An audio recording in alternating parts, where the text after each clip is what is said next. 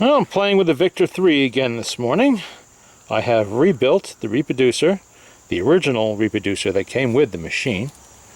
And I figured while I had both an early and a later exhibition reproducer here, we would spend some time going over the minor differences between one and two. I mean, this is an older reproducer, but it's not a long throat. That was a little earlier, but this is, as you can see, very, very similar. The biggest difference is right there in front of you. This one has a triangular hole.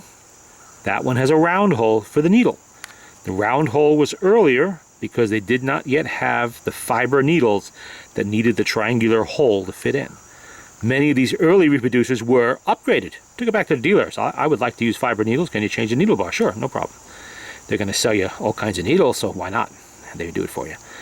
Other than that, we have a minor difference here with the screw. Now you see the screw with for the spring. That is rounded, well, it's squared off. It's a round screw, but it's squared off on top. And there's a hex nut back here, the hex lock nut. While on this one, the earlier one, we have a round screw, round head screw, and a knurled lock nut on the spring. Cat hair on that already, amazing. Anyway, we also have a difference here. Very carefully turn these over. Not good to mishandle a reproducer in any way. They can be easily damaged, but you need to see this. Okay, here we have a rounded, squared off round screw that protrudes above the clamshell, the back plate there of the body of the reproducer. While here we have one that's rounded and inset, kind of like you'd see later on the Victor 2, the Victrola number 2 reproducer and number 4. It's rounded and it's inset into the body. Same back gasket there, isolated gasket. That's the same, that doesn't change. Big old piece of rubber. You can see this serial number on this one. What is that? 388. I don't have my glasses. 2, whatever it is, you see it. And this one, it's quite a bit shorter and easy to read. 86840. Yeah, that's it. Okay. That will go back on the machine for testing. This one will go in the jewel case. So what these jewel cases are good for is that they will protect the reproducer from damage. They're a little hard to find though. I mean, they're 100 years old like the reproducers. There's not many of them around. Look how nicely that fits in there. Perfect, you know. That protects it. When I find these at a reasonable price, I usually buy them. Okay, we're going to test this today. I'll put it on the machine. Yakking. There we go. Because putting an exhibition or any reproducer on the tone arm is a two-hand job. Don't one-hand it, because if you drop it, you're going to cause damage that you're going to have to either fix yourself or pay someone like me to fix. And that could be kind of a pain.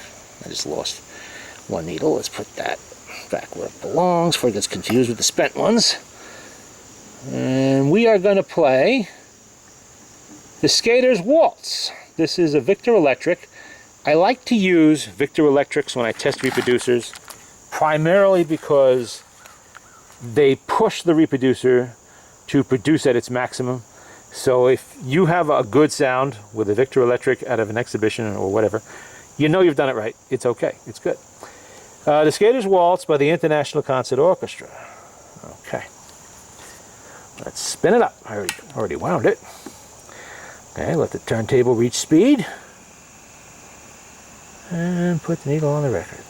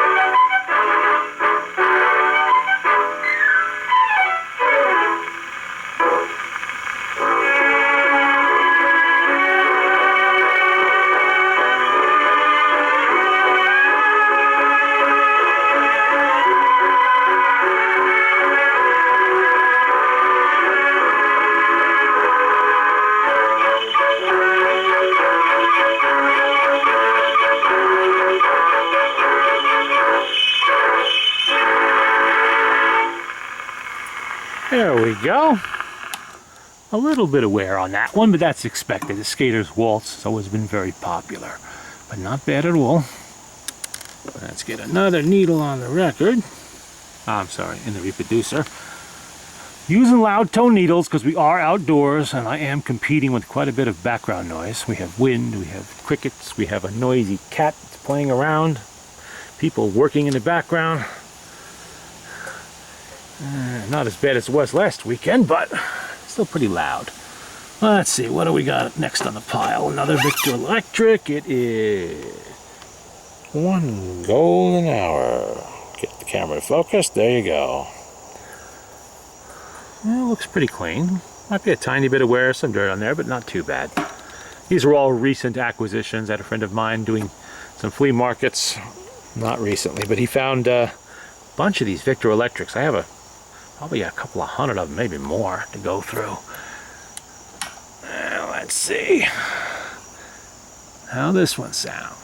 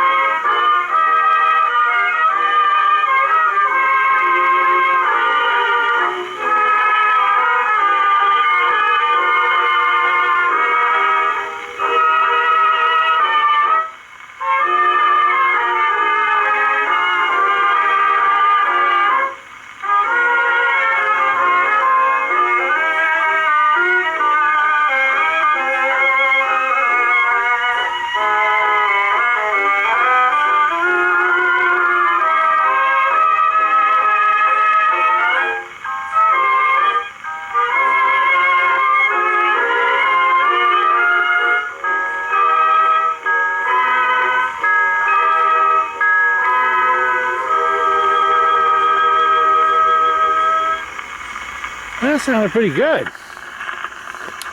Okay. Now, I believe I do need to wind it up a little bit because we're going to play another record after this. And an earlier acoustic record, not that much earlier. Let's see. Let's just take that off of there first.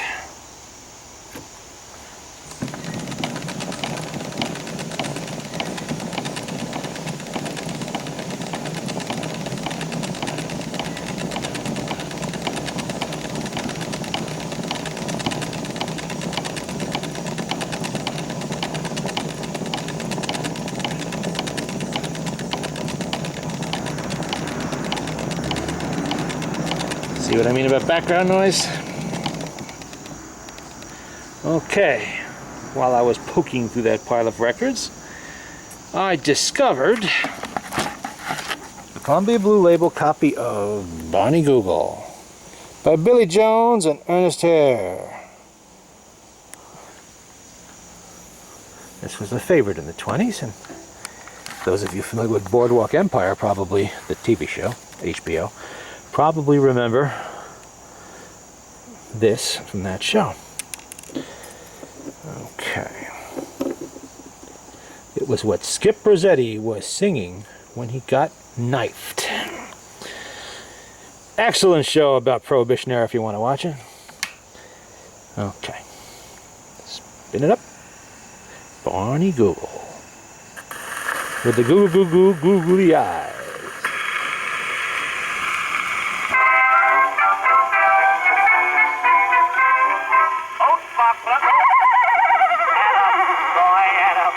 Who's the most important man this country ever knew? I don't know what politician you have reference to. Well, it isn't Mr. Bryan, then it must be Mr. Hugh. I've got a hunch into this bunch I'm going to introduce. Who's that? Barney Google with a googly eye. Barney Google had a wife 3 times his size. She sued Barney for divorce. Now he's living with his horse. Barney Google with a googly eye. Barney Google with a googly eye. Barney Google said his horse would win the prize. When the horses ran that day, Sparkplug ran the other way. Barney Google with a googly eye. Get up, Sparkplug. Come on, get up out of there. That's it. Who's the greatest lover that this country ever knew? And who's the man that Valentino takes his hat off to? No, it isn't Douglas Fairbanks that the ladies rave about. When he arrives, who makes the wives chase all their husbands out? Why, it's that Barney Google with a googly eye. Barney Google is a guy who never buys. Women take him out to dine, then he steals the waiter's dime. Barney Google with a googly eye. Take it easy, Buster. Go to sleep as a boy. Who's the greatest fire chief this country ever saw? And who's the man who loves to hear the blazing buildings roar? Anytime a house is burning and the flames leap all about, they tell me to who goes kerchief and puts the fire out. Why, it's the Barney Google with the googly eye. Barney Google told his horse to win the prize. He got odds of 10 to 8. Sparkplug came in 3 days late. Barney Google with a googly eye.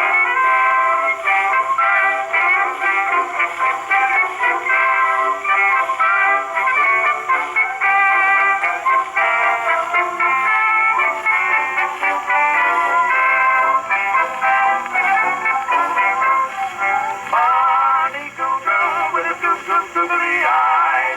Barney Google might enter paradise. When St. Peter saw his face, he said, go to the other place. Barney Google with a googly eye.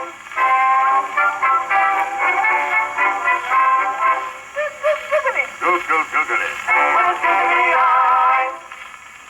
Barney Google with a wife 3 times his size. There we go. I was very surprised at the condition of that one.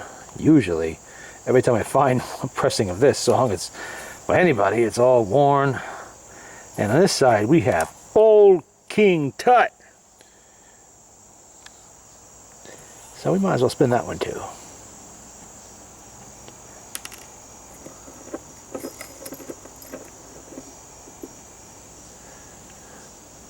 Okay.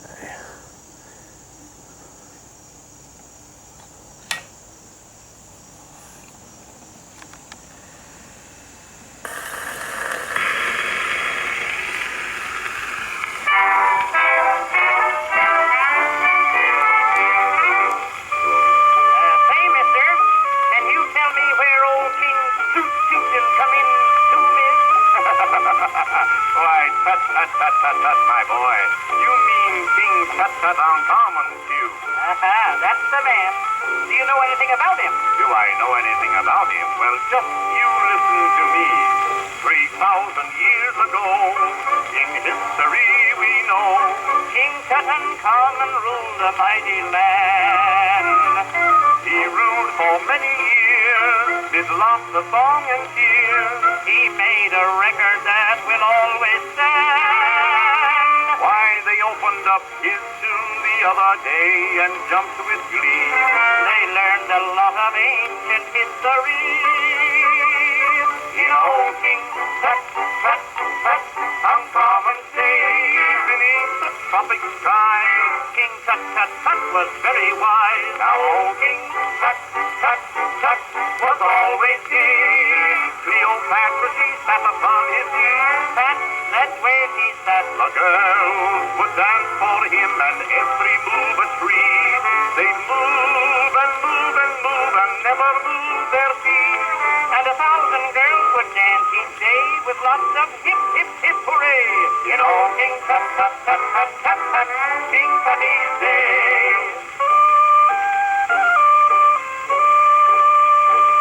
His tomb, instead of tears, was full of souvenirs. He must have traveled greatly in his time. The gold and silverware that they found hidden there was from hotels of every land and clime. While going through his royal robes, they found up in his sleeve the first love letter Adam wrote to Eve. You know, King Tut, Tut, Tut, uncommon say, the dancers then in style would even make the old thing smile. You know, King Tut, Tut, Tut, uncommon say, on the desert sands, old King Tutty plays while maidens sway. They dance, oh, King Tut, these moonlit skies so warm. They wore such happy smiles and were in perfect form. They danced for him both fat and thin. He didn't care a darn what shape they were in. You know, King Tut, Tut, Tut, Tut, Tut, Tut, King Tutty's day.